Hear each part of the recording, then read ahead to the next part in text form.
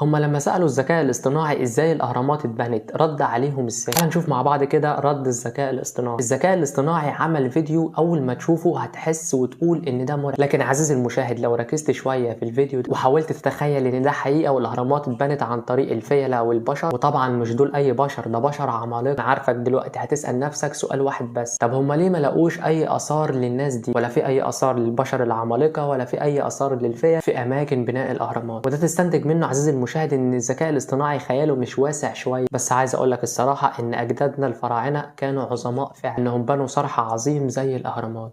هما لما سألوا الذكاء الاصطناعي ازاي الاهرامات اتبنت رد عليهم ازاي. هنشوف مع بعض كده رد الذكاء الاصطناعي. الذكاء الاصطناعي عمل فيديو اول ما تشوفه هتحس وتقول ان ده مرعب، لكن عزيزي المشاهد لو ركزت شويه في الفيديو ده وحاولت تتخيل ان ده حقيقه والاهرامات اتبنت عن طريق الفيلة والبشر، وطبعا مش دول اي بشر، ده بشر عمالقة. انا عارفك دلوقتي هتسأل نفسك سؤال واحد